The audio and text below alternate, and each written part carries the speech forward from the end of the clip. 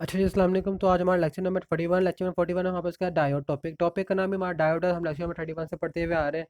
ठीक है ना, कि डायोड होता है क्या, डायोड के कैरेक्टरिस्टिक कैसे इस्तेमाल करते हैं, उसके कैरेक्टरिस्टिक क्या होते हैं, उसके हम किस डिफरेंट तरीकों से कैसे इस्तेमाल करते हैं। हमने अभी तक कौन से तरीकों से इस्तेमाल किया, हमने ट्रांसफार्मर के अंदर इस्तेमाल किया है, क्लिपर के अंदर इस्तेमाल किया है, उसके अलावा जो है क्लैम्पर के अंदर इस्तेमाल किया है, फिल्ट्रेशन के अंदर इस्तेमाल किया है, काफ़ी चीज़ें रेक्टिफिकेशन के अंदर ज़्यादा इस्तेमाल किया है, full wave rectification, half wave rectification, different चीज़ों के अंदर इस्तेमाल किया है। ठीक है ना। अब हमारे पास क्या है, और गेट के अंदर, और गेट एंड गेट के अंदर कैसे इस्तेमाल करते हैं। तो यहाँ से मैं इसकी ये डायग्राम जो फर्स्ट एग्जांपल है ना, मैं इसके डायग्राम कॉपी कर लेता हूँ। मैं यहाँ पे चले आता हूँ, मैं कंट्रोल प्लस से इसको यहाँ खत्म कर देता हूँ। अब यहाँ पे देखें जरा, यहाँ पे आप डायग्राम को चेक करें, हमारे पास डायग्राम है, हमारे पास क्या है, ऊपर +3 वोल्ट है, 2 वोल्ट है, 1 वोल्ट है। ठीक है ना। 3 वोल्ट का वोल्टेज वहाँ पर इधर जाएगा। ठीक है ना, यहाँ पर पहुँचेगा, इधर आएगा। ठीक है ना, एक इससे जाएगा। अब उसके बाद जो है हमारे पास 3 वोल्ट का वोल्टेज इधर भी जाएगा। दो तीन तीन वोल्टेज यहाँ पर जाएगा ना, यहाँ पर 3 वोल्ट का जो वोल्टेज है हमारे पास, ये दोनों डायरेक्शन में जाएगा, एक तो इधर जाएगा, एक इधर भी जाएगा। ठीक है ना, और साथ साथ इधर भी जाएगा, और फिर वहाँ पे रेजिस्टेंस के पास भी जाएगा। ऐसा ही है। अब यहाँ पे और गेट के से पहले आप सर्किट को प्रॉपर समझाने से पहले, एनालाइज करने से पहले, आपको इसके पहचान बताते हैं वहाँ पर और गेट कैसे है। और गेट जो है ना हमारे पास, आपने ये ध्यान रखना है कि जो पॉजिटिव टर्मिनल होगा हमेशा पॉजिटिव साइड के साथ ही जुड़ा हुआ होगा डायोड के, फॉरवर्ड डायरेक्शन यानी कि फॉरवर्ड बस में होंगे तीनों के तीनों टर्मिनल। ठीक है ना। और गेट बार बार तो बोल रहा हूँ, लेकिन अगर किसको नहीं मालूम उसको बताया तो और गेट हमारे पास क्या होता है, हमारे पास और गेट में जो बाय डिफॉल्ट होते हैं ना, दो इनपुट होते हैं। एक होता है हमारा एक्स, एक इनपुट वन होता है हमारा एक्स। ठीक है ना, कोई भी एक हो सकता है, एक हमारा कह लो वाई। ठीक हो गया। ये आप कह लो दो इनपुट है हमारे पास। अब इसमें क्या होगा, अगर हमारे पास इसका फर्स्ट इनपुट वन होगा ना, तो दूसरा इनपुट अगर हमारे पास ऑफ है, यानी कि हमारे पास जो फर्स्ट इनपुट है ऑन है, और सेकंड इनपुट क्या ऑफ है, तो हमारे पास आंसर क्या आएगा, वो वन ही आएगा। ठीक है ना। अगर हमारे पास फर्स्ट इनपुट क्या होगा, ऑफ होगा, और सेकंड इनपुट क्या होगा, ऑन होगा, तो फिर भी हमारे पास ऑन आएगा। ये ऑफ कब होगा, जब तक हमारे पास जो है, जब तक हमारे पास जो है ये और ये दोनों दोनों के दोनों इनपुट क्या हो, ऑफ ना हो, तब तक हमारे पास आउटपुट क्या होगा, ऑफ नहीं होगा। ठीक हो गया। ये हमारे पास और गेट होता है, यानी कि कोई भी टर्मिनल हमारे पास का वोल्टेज होगा ना, किसी भी टर्मिनल के हमारे पास एक पावर्ड बस में कोई वोल्टेज होगा, तो वो हमारे पास और गेट कहलाएगा, यानी कि कोई ना कोई वहाँ पर आउटपुट में एक वेवलेंथ आएगी वहाँ पर। ठीक है ना। अब आप इसकी तरफ देखें, डायग्राम की तरफ देखें, हमारे पास ये पॉजिटिव टर्मिनल से ये यहाँ पर डायोड से जुड़ा हुआ है, पॉजिटिव एनोड से। ठीक हो गया डायोड के। अब उसके बाद जो यहाँ पर सेम एट ये भी यहाँ पर ऐसे जुड़ा हुआ है, ये भी ऐसे जुड़ा हुआ है। ठीक है ना। अब 3 और वोल्टेज का जो यहाँ पर ये डायोड है, फर्स्ट डायोड में फॉरवर्ड पास में, यहाँ से करंट मूव होता है इधर जाएगा वोल्टेज। ठीक हो गया। यहाँ पे कितने हिस्सों तकसीम हो जाएगा, 3 हिस्सों में। एक जाएगा इधर। ठीक है ना। एक चले जाएगा नीचे की तरफ। ठीक हो गया। और एक वहाँ पर चले जाएगा इधर की तरफ। ठीक हो गया। अब यहाँ पे देखें जरा, यहाँ पे जो है इधर भी एक वोल्टेज इधर भी आ रहा है हमारे पास, ऐसे ही ना हमारे पास एक वोल्टेज वहाँ पे इधर भी आ रहा है, तो 2 वोल्टेज यहाँ पर आ रहा है, और 3 वोल्टेज ऊपर से भी नीचे इसकी तरफ आ रहा है, इस तरह करके। इसका मतलब क्या है, हम 3 - -2। ठीक है ना। अब इसका आंसर क्या आएगा फिर, डायोड टू में कितना वोल्टेज होगा फिर, 1 वोल्टेज। 1 वोल्टेज किसकी वजह से, क्योंकि ऊपर 3 वोल्ट भी आ रहा है, नीचे 2 वोल्ट भी आ रहा है, इसी वजह से वापस इसके अंदर डायोड टू के अंदर कितना वोल्टेज होगा, 1 वोल्टेज होगा। सेम एट इज, अब डायोड टू थ्री के अंदर देखिए, डायोड थ्री के अंदर 1 - 3, तो वहाँ पर कितना आ जाएगा, 2 आ जाएगा। डायोड टू के अंदर कितना होगा, 2 होगा। अब सबसे ज़्यादा वोल्टेज किसके अंदर मौजूद है, इसके अंदर 1 है। ठीक है ना, इसके अंदर 2 है, इसके अंदर वहाँ पर कितना है, डायोड थ्री के अंदर, डायोड वन के अंदर सॉरी, 3। ठीक है ना। डायोड वन के अंदर कितना वोल्टेज मौजूद है हमारे पास, 3 वोल्टेज मौजूद है। इसकी इससे हमें मालूम है, कैलकुलेशन से मालूम है हमें, जो डायोड वन है वहाँ पर फॉरवर्ड बायस में, और जो हमारे पास जो उसकी वेवलेंथ बनेगी ना, डायोड वन के कॉरस्पॉन्डिंग बनेगी। ठीक है ना। यानी कि अब ये अब वहाँ पर और गेट होता है। अब इसका मैथमेटिकली देख लेते हैं, मैथमेटिकली वापस क्या है, ये वही स्टेटमेंट लिखे हुए, डायोड वन इज ऑन। ठीक है ना। Diode one is on because it is in forward bias. ठीक है ना, as 3 volt potential difference is applied across the diode one. क्योंकि डायोड वन के बाद कितना वोल्टेज है, 3 वोल्ट है, इसी वजह से हमारे पास जो डायोड वन है वो ऑन है। And it will go in mode in conduction then D2 and D3। अब कंडक्शन का मतलब क्या है, यानी कि D2 और D3 के मुताबिक ज़्यादा हमारे पास वोल्टेज प्रोवाइड करेगा इन दोनों से, क्योंकि D3 का हमारे पास 2 था, और D2 का हमारे पास क्या था, 1 वोल्टेज था। कैलकुलेशन का हमें करके देखा भी है सर्किट में। ठीक हो गया। अच्छा, जब हम यहाँ पे अप्लाई कर रहे थे ओहम्स लॉ, ओहम्स लॉ कैसे अप्लाई करेंगे, ये ओहम्स लॉ अप्लाई हो रहा है किसके ऊपर, इस रेजिस्टेंस की वोल्टेज मालूम करने के लिए। ये 1 किलो ओम का रेजिस्टेंस लगा हुआ है ना, इसका वोल्टेज मालूम करने के लिए हम यहाँ पे ओहम्स लॉ लगा देंगे। सिंपल सा वोल्टेज हमें मालूम है 3 वोल्ट आ रहा है, क्योंकि डायोड वन वापस क्या ऑन है। ठीक है ना। जबकि बाकी दोनों क्या होंगे, फॉरवर्ड पास हो जाएंगे ऑटोमेटिकली इस 3 वोल्ट के डायोड की वजह से। अब उसके बाद क्या होगा, ओहम्स लॉ लगाएंगे, 3 - 0 वहाँ पर, यहाँ पे क्यों लिखा है? क्योंकि यहाँ पर जो ग्राउंड है ना, अब ये वाला जो ग्राउंड है इसका 0 लिखा है हमने। 3 - 0 डिवाइड बाई 1, वहाँ पर आंसर क्या आ गया? 3 मिलियन पेयर का आंसर आ गया। ठीक हो गया। अब उसके बाद जो हमारे पास ये एंड गेट है, एंड गेट में भी सेम ऐसे ही है, लेकिन वहाँ पर जो जो डायोड होते हैं ना, वो किस में होता है? रिवर्स बायस के अंदर होते हैं। ये रिवर्स बायस के अंदर है, और साथ साथ जो रेजिस्टेंस होती है, रेजिस्टेंस के साथ लगा देते हैं एक वोल्टेज, लगा देते हैं डीसी वोल्टेज लगा देते होते हैं हम, यानी कि उसको एक वोल्टेज प्रोवाइड कर देते हैं, एक्सटर्नल वोल्टेज। यहाँ पर कितना अप्लाई होगा? +5 वोल्ट। जबकि यहाँ पर और गेट के अंदर वापस क्या था? सारे फॉरवर्ड बायस में था, रेजिस्टेंस हो गया, एक वोल्टेज अप्लाई नहीं था, ठीक है ना, उसको 0 वोल्ट था। जबकि अब यहाँ पर वहाँ पर कितना है? रेजिस्टेंस को अप्लाई करना है 5 वोल्ट, और सारे के सारे डायोड कितने कौन सी डायरेक्शन में है? नेगेटिव, यानी कि फॉरवर्ड बायस डायरेक्शन में होंगे। ये देखे ना, फॉरवर्ड बायस डायरेक्शन में होंगे ना सारे के सारे। अब यहाँ पर क्या होगा? हमारे पास जो वोल्टेज होगा ना, वोल्टेज वहाँ पर इसके क्रॉसपॉन्डिंग चेक होगा, प्लस, ठीक है ना, एक करंट वहाँ पे ये आ रहा है। अब यहाँ पे देखो, इसको मैं बता दो ये कैसे हो रहा है, ये इसका फ्लोएशन आपको बताया तो मैं। अगर आपको करंट के फ्लो का समझ आ गई भी ना, समझो आप सारा सर्किट सॉल्व कर सकते हो, ठीक है ना। अब सबसे पहले वोल्टेज के फ्लो को देखें। इसका वोल्टेज वहाँ पर इधर आ रहा है, ऐसे ही है ना, इसकी वजह से आ रहा है, और इसका वोल्टेज किस तरह आ रहा है? इधर आ रहा है। इसका मतलब क्या हुआ? हम इसको लिख सकते हैं 5 - 3, वहाँ पर इसका आंसर कितना आ जाएगा फिर? 2, ठीक है ना। यहाँ पर 2 हो गया, यहाँ पर कितना हो जाएगा? 3 हो जाएगा। इधर डायोड 3 का कितना, डायोड 2 का कितना हो जाएगा? 3 हो जाएगा। उसके बाद डायोड 3 का कितना हो जाएगा? 4 हो जाएगा। 4 हो जाएगा ना। इसका मतलब कि हमारे पास जो डायोड 3 होगा ना, वो फॉरवर्ड बायस में होगा। डायोड 3 क्या होगा? बस फॉरवर्ड बायस में होगा। अब यहाँ पर उसने ये बताई हुई है, diode 3 is on in diode 3 case the applied voltage the cathode terminal of the diode D3 is 1 volt and applied voltage at the anode terminal of the diode D3 is +5 volt. वही बताया जो हमारे पास जो ऊपर +5 volt है ना, वो D3 में जब अप्लाई होगा, उससे क्या पोटेंशियल डिफरेंस क्रिएट हो जाएगा 4 वोल्ट का। यानी कि हमारे पास क्या बता रहा है वो, कि जो +4 यहाँ पर आ रहा है ना डायोड 3 की तरफ, उसकी तरफ से वहाँ पर एक पोटेंशियल डिफरेंस क्रिएट होगा, उससे हम क्या कहते हैं? 4 वोल्ट का पोटेंशियल डिफरेंस क्रिएट होगा। It means that anode terminal of the diode D3 is more positive as compare to the cathode terminal of the diode 3, so it will be in forward bias condition D3 is on। जाहिर बात है कि यहाँ पर +4 volt हो जाएगा automatically, जिसकी वजह से वहाँ पे डायोड क्या हो जाएगा? ऑटोमेटिकली फॉरवर्ड बायस में हो जाएगा। अच्छा जी। अब उसके बाद D1 और D2 क्यों ऑफ है? D1 और D2 इसी वजह से ऑफ है क्योंकि उनका पोटेंशियल डिफरेंस क्या था? एज कम्पेयर टू D3 जो था, कम था। इसी वजह से पूरा का पूरा D1 और D2 वहाँ पर क्या था? उसका डायोड ऑफ था, यानी कि रिवर्स बैच में था, ठीक है ना। ये पैराग्राफ पूरा वही लिखा हुआ है, मैं ज़्यादा इसको पढ़ूंगा नहीं क्योंकि समझा चुका मैं इस चीज़ का।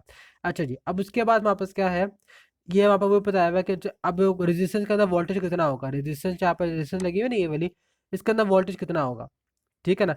अब इसके अंदर रेजिस्टेंस के अंदर वोल्टेज कितना है? 5 - 1। अब ये 5 - 1 कैसे आ रहा है? ये 5 वोल्ट वहाँ पर रेजिस्टेंस के पास लगा हुआ है ये, ठीक है ना। जो रेजिस्टेंस का वाला लगा 5 वोल्ट, वो अब ये 1 भी तो वहाँ पास है ना, ये वाला 1, ये फॉरवर्ड बायस में ना, इसी वजह से हम यहाँ पर 1 लिखे हुए हमने, इसी वजह से हमने यहाँ पे 1 लिखा हुआ, डिवाइड बाई 1 के इक्वल टू वहाँ पे इसका आंसर क्या आएगा फिर? 4 मिलियन पे इसका आंसर आ जाएगा। अब यहाँ पे कुछ और ये भी सोच रहे होंगे भाई, यहाँ पर सिर्फ एक ही टर्मिनल ऑन है, यहाँ पे जो है एक ही टर्मिनल जो है फॉरवर्ड बायस है, बाकी सारे दोनों तो रिवर्स बायस है, तो ये और गेट नहीं होगा? एंड गेट में तो ये होता है कि सारे के सारे टर्मिनल ऑन हो, ठीक है ना, कि तीनों के तीनों इनपुट वापस 1 होना चाहिए, तभी वहाँ पर आउटपुट 1 होता है। यहाँ पर जो है ना, ये भी फॉरवर्ड बायस कंडीशन में है, लेकिन इनके अंदर इतना वोल्टेज मौजूद नहीं है कि वो इसको बाईपास कर सके, ये वाले डायोड को बाईपास कर सके, यानी क्या इसे कहते हैं ना, ओवरलैपिंग कर सके।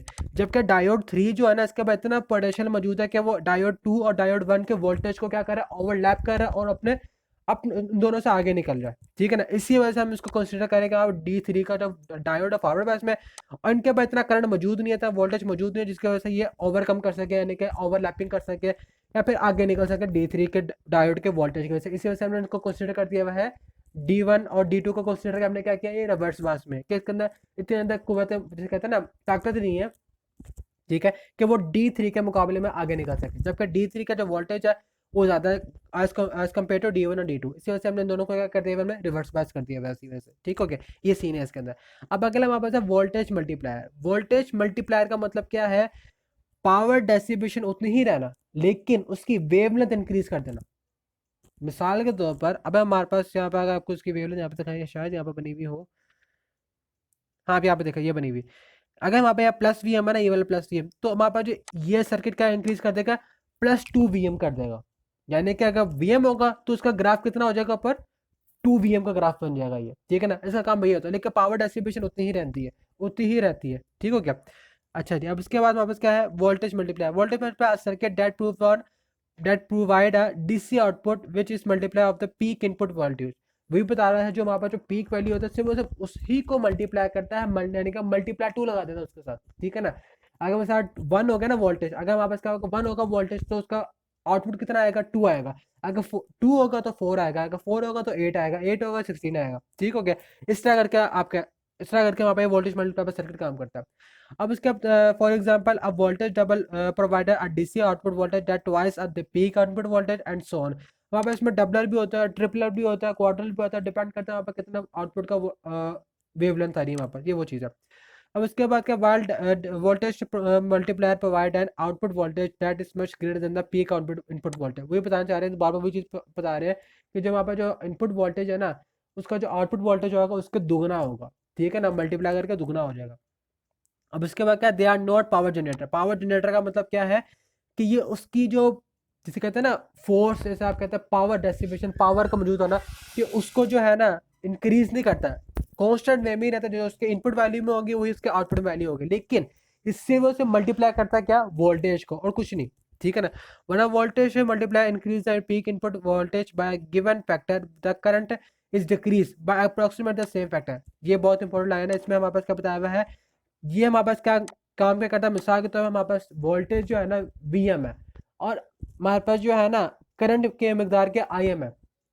दोबारा बता रहा हूँ, हमारा वोल्टेज का वीएम है और करंट हमारे पास क्या आईएम है।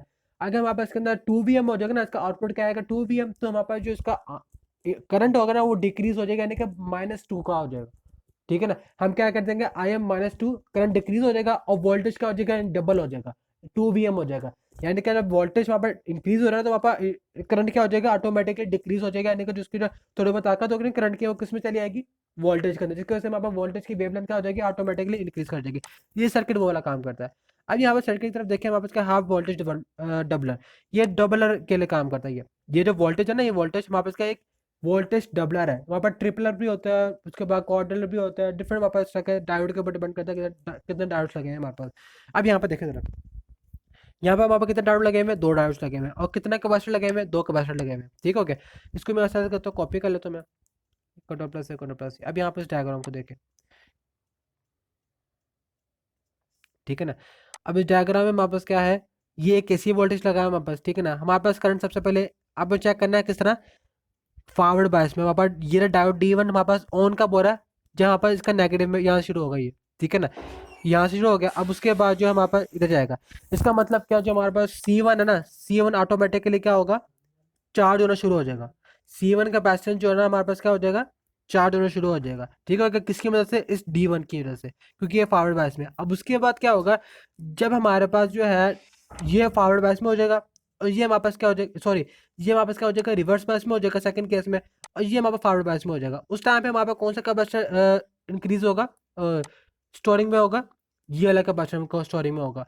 और यहाँ पे कितने करंट फ्लो हो गया, यानी कि हमारे पास क्या हो गया, ऊपर पॉजिटिव हो गया, ठीक है ना, ऊपर पॉजिटिव हो गया, और इस नीचे क्या हो गया, नेगेटिव हो गया। तो वहाँ पर करंट की फ्लोएशन कैसे होगी, इस तरह करके यूं, अब इधर जाएगा, ठीक है ना, क्योंकि ये वाला रिवर्स बायस में हो जाएगा ना, ये वाला डायोड रिवर्स बायस में हो जाएगा। अब यहाँ पर सर्किट में जाएगा और फिर यहाँ से मूव होता हुआ इधर जाएगा, ठीक है ना, इस तरह करके, और फिर यहाँ से होता हुआ इधर, और फिर दोबारा इधर चले जाएगा, ठीक हो गया। इसका मतलब क्या, सेकंड केस में ये वाला कैपेसिटर क्या होगा, चार्ज होगा।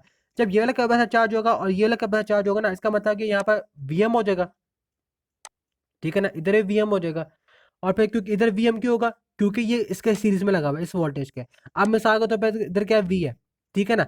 अब ये वीएम का मतलब यहाँ पर क्या है, ये वोल्टेज मैक्स हो गया, ये भी वोल्टेज मैक्स हो गया, ये भी हमारा वोल्टेज मैक्स हो गया, ठीक है ना। ये वाला जो कैपेसिटर है ना, ये वाला भी वापस क्या हो गया, वोल्टेज मैक्स, ठीक है ना।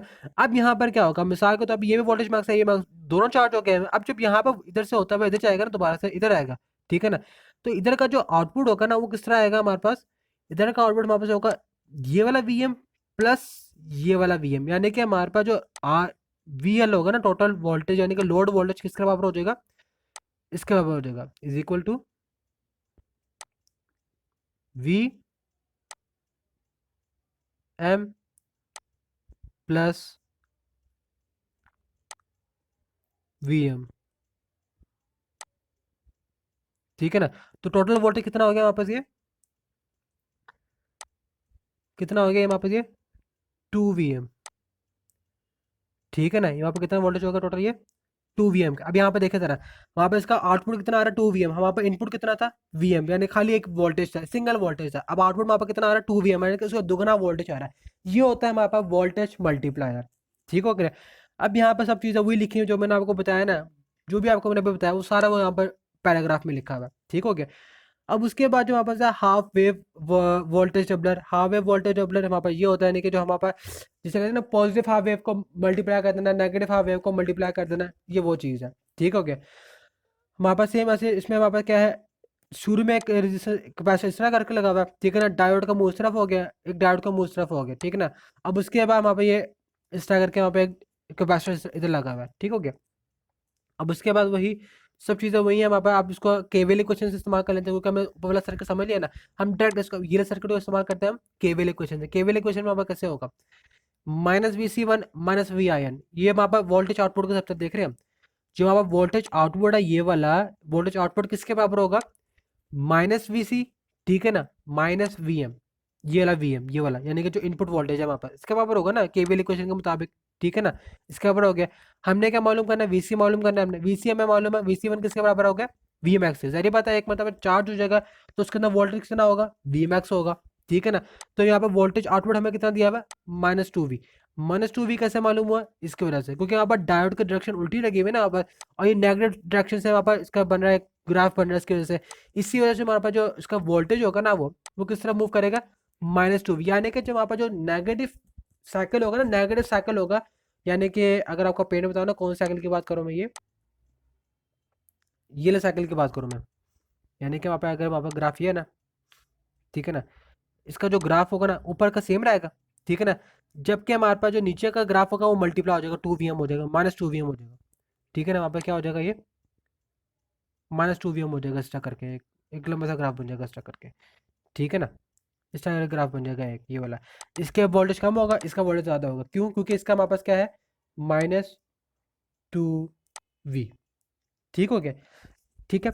अब उसके बाद हमारे पास क्या है, हमारे पास डुअल पावर सप्लाई है। डुअल पावर सप्लाई में हमारे पास एक ये ग्राफ है, ये हमारे पास सर्किट है, ये इन्होंने सर ने हमें कहा था खुद सॉल्व करना है, आपको मैं इसका बता दूँ इसको सॉल्वेशन कैसे करनी है। ये भी आसान सर्किट है इसके अंदर। अब इसका जो ग्राफ बनेगा ना वो भी बता दूँ साथ साथ कैसे बनना है। अब यहाँ पे देखो जरा, सबसे पहले उसको कंसिडर करते हैं, ये रहा डायोड वहाँ पर कब फॉरवर्ड बायस होगा, ठीक है ना। जब यहाँ पर प्लस होगा ऐसे ही ना, जब यहाँ पर प्लस होगा ऊपर क्या होगा, वहाँ पर नेगेटिव होगा, ऐसे ही ना। अब यहाँ से जो है हमारे पास, अब जब हमारे पास यहाँ से जाएगा वोल्टेज इधर, ठीक है ना, इधर आएगा। जब ये वाला कैपेसिटर क्या होगा हमारे पास, चार्ज हो जाएगा, ठीक है। चार्ज हो जाएगी, यहाँ पर कौन चार्ज हो जाएगा, वीएम, ऐसे ही है ना। हमारे पास यहाँ पर कितना वोल्टेज आ जाएगा, वीएम आ जाएगा।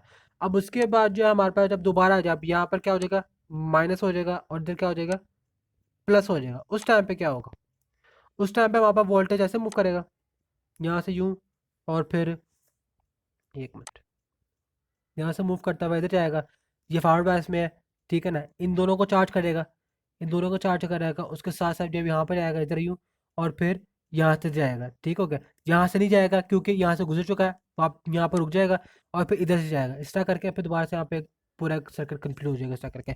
अब इस सेकंड साइकिल में वहाँ पर कितने डायोड चार्ज हो रहे हैं, कितने कैपेसिटर चार्ज हो रहे हैं, एक ये चार्ज हो रहा है और एक ये चार्ज हो रहा है, ऐसे ही है ना।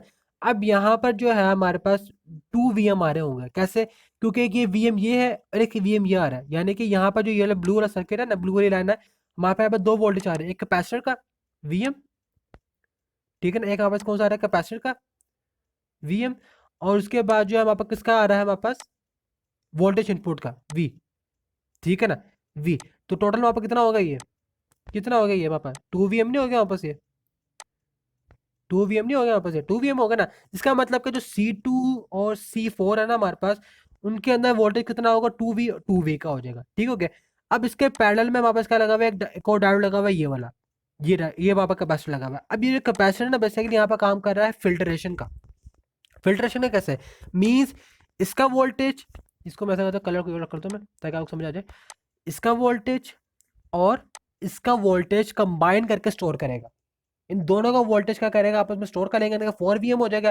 और वहाँ पे जब उसको चेक करेंगे यहाँ पर इसका कितना आंसर आ जाएगा, 4 वीएम इसका आंसर आ जाएगा इसका, ठीक है ना, 4 वीएम, ठीक है ना। इससे हम क्या कहते हैं, क्वाड्रेटिक सर्किट कहते हैं, जिसके अंदर वहाँ पर आंसर क्या है, 4। अगर 2 वीएम आएगा डबल कहेंगे, अगर 3 वीएम आएगा ट्रिपल कहेंगे, 4 आएगा तो क्वाड्र कहेंगे उसको, ठीक है ना। अच्छा जी, अब उसके बाद हमारे पास आता है जेनर डायोड। सबसे पहले हमने क्या पढ़ा था, सेमीकंडक्टर डायोड। डायोड हमने जो हम पढ़ते हुए फॉरवर्ड रीजन, रिवर्स पास रीजन, सेम एड्रेस वहाँ पे एक होता है जेनर डायोड। जेनर डायोड वापस फॉरवर्ड रीजन वही रहता है, जैसे फॉरवर्ड डायरेक्शन होती है ना, फॉरवर्ड बायस रीजन जो होता है सेम वही रहता है, लेकिन इसका जो नेगेटिव यानी कि रिवर्स बायस रीजन होता है ना, उसमें हमारे पास आम डायोड के निस्बत ज़्यादा वोल्टेज होता है। मिसाल के तौर पर अगर हमारे पास जो है ना, यहाँ पर दो बनाते हो, एक हमारे पास सिंपलर आ गया, ठीक है ना, और ये हमारे पास हो जाएगा जैनर का बनाया तो मैं यहाँ पर, ठीक है ना, यहाँ पर जैनर का आ गया। अब यहाँ पे देखें ज़रा, यहाँ वहाँ पर जो होगा इसका डिप्रेशन रीजन इस तरह होगा, ये इसका डिप्रेशन रीजन है, ठीक हो गया। यहाँ पर इसका डिप्रेशन रीजन आ गया इस तरह करके, यहाँ पर डिप्रेशन रीजन आ गया इस तरह करके। ओहो,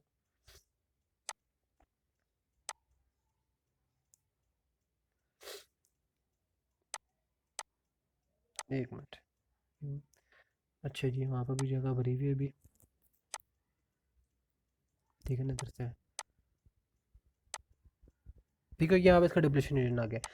जबकि हमारे पास जो है इसमें डिप्रेशन रीजन कैसा होता है, इसमें आप ये वहाँ पर वाइडर है ना, यानी कि काफ़ी ज़्यादा इसके विड्थ वाला ये रीजन है, जबकि इसमें वहाँ पर कम होता है, इसका डिप्रेशन रीजन छोटा होता है इसके कोरस्पॉन्डिंग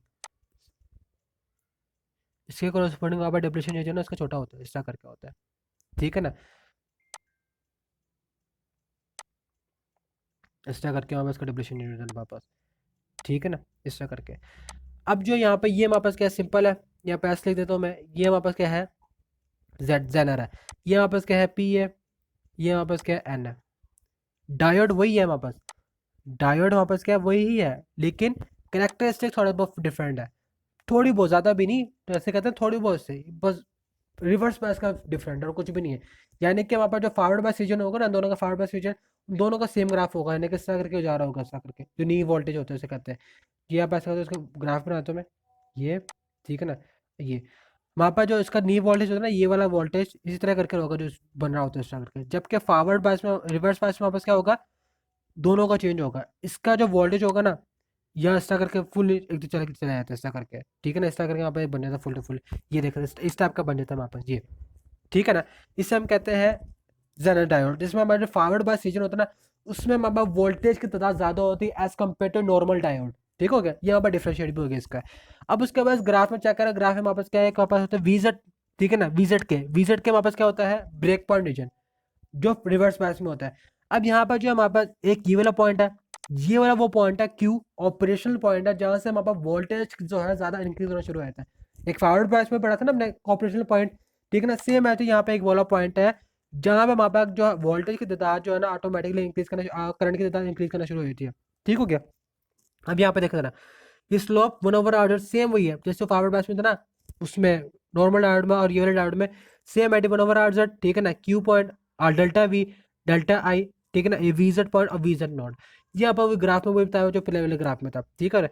अब यहाँ पर हमारे पास क्या है, जेनर डायोड, वहाँ पर जो मालूम करना है, वोल्टेज मालूम करना है, हम इसको इस्तेमाल करते हैं delta V multi is equal to delta I R, delta I R Z. ये आर जेड का मतलब क्या है, हमारे पास डायोड के रेजिस्टेंस, ये यहाँ पर डायोड का करंट मल्टीप्लाई बाय डायोड का रेजिस्टेंस, जेड का मतलब जेनर है, ठीक हो गया, ये इसका फॉर्मूला लिखा हुआ है ये वाला। अब ये जेनर जो है, जेनर डायोड काम का आता है, ठीक है ना, ये वहाँ पर रेगुलेटर में काम आता है, ठीक है ना, यानी कि आप किसी भी वोल्टेज को, अगर आपने किसी भी 13 मीटर वोल्टेज को ना एक रेगुलेट में लगाना हो ना, तो हम इस्तेमाल करते हैं जेनर डायोड इस्तेमाल करते हैं। अब यहाँ पे एक ये सर्किट बना हुआ है, सर्किट में वापस क्या है, ये बेसिकली बना हुआ है, ये आपको बताया तुम्हें, ये है क्या, ये डायग्राम देखना है अभी आपने, ठीक है ना, एक मैं इसके साथ ही बनाता हूँ इधर करके यूँ, ठीक है ना, ये हम वापस का आ जाएगा एक,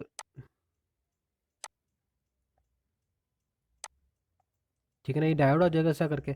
अब ज़रा डायोड डायोड आपको बताया तो किस टाइप का होता है, यूँ, ठीक है ना, ये ज़रा डायोड वहाँ पर यूँ, ठीक है ना, एक हम ऐसा करके निकलेगा और फिर एक ये यहाँ पर ज़्यादा डायोड होता है, ठीक हो गया।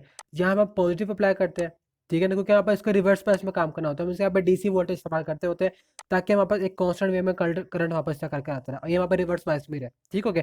क्योंकि फॉरवर्ड पैच में सेम वे क्या जो आर्म डायोड काम करता है, इसका रिवर्स पैच में फ़ायदा होता है। ये डायोड है ना, इसका रिवर्स पैच में फ़ायदा है क्योंकि वहाँ पर ये वोल्टेज जो है ना काफ़ी अच्छा किस्म का देता है as compare to normal diode, ठीक हो गया। जेड डायोड को भी इतना काम होता है। अब यहाँ पर जो रेजिस्टेंस लगी हुई है, रेजिस्टेंस बता रहे हैं यहाँ पर जेड डायोड का रेजिस्टेंस ये है और जेड डायोड की वोल्टेज वहाँ पर ये मौजूद है, ठीक है ना। अगर आप दोनों कंबाइन करोगे ना, वहाँ पर ये डायोड बन जाएगा इस तरह करके, ठीक हो गया। अब उसके बाद ये फॉर्मूला बताया हुआ है delta Z V Z is equal to V Z not plus R Z, यहाँ मल्टीप्लाई आने यहाँ पर प्लस लिखा हुआ है, मल्टीप्लाई है आई आर जेड है, ये ठीक है ना जी। कौन सा वाला आई आर जेड है? ये वाला, ये, ठीक है ना, ये वो चीज़ है। अच्छा जी, अब उसके बाद जो हमारे पास है, ये बताया हुआ है कि क्या वहाँ पर जब करंट ऑफ जेनर, यानी कि करंट ऑफ जेनर का जो पावर रिवर्स पास रीजन में होगा ना वो ज़्यादा होगा ना, तो करंट ऑफ जेड एक्स यानी कि जो वहाँ पर जो है डायोड का करंट क्या होगा, ऑटोमेटिकली कम हो जाएगा as compare to zener diode के, ठीक हो गया। अब उसके बाद सेम है वोल्टेज ऑफ जेड है, ठीक है ना, वो ऑटोमेटिकली क्या हो जाएगा, ज़्यादा हो जाएगा एज कम्पेयर टू जो जेड नोट होगा आर्म डायोड के, ठीक है नहीं, वो चीज़ है। अब उसके बाद क्या हमारे पास regulator zener diode shunt regulator. अब यहाँ पे इसको रेगुलेटर कैसे इस्तेमाल करते हैं इसके ऊपर देखिए, वापस सबको समझना है आपने, क्योंकि सबसे ज़्यादा इंपॉर्टेंट चीज़ है इसके अंदर। पिक थोड़ी बहुत ब्लरी हो जाएगी, ठीक है ना, क्योंकि हैंड्रेड में पिक्चर इस तरह की है। अब यहाँ पे इसका जो इनपुट है वहाँ पर इस टाइप का दिया हुआ है, आप कह लो इसे टूथ वेव दी हुई है हमें, टूथ वेव दी हुई है इस तरह करके। वहाँ पे ये डीसी वोल्टेज लगा हुआ है, यहाँ पर जेनर डायोड लगा हुआ है इस तरह करके, इधर जेनर डायोड लगा हुआ है वापस, ये रहा, ठीक है ना। एक सीरीज में रेजिस्टेंस लगी हुई है, ये वापस आउटपुट यहाँ पर वोल्टेज आउटपुट आया है, ठीक है ना।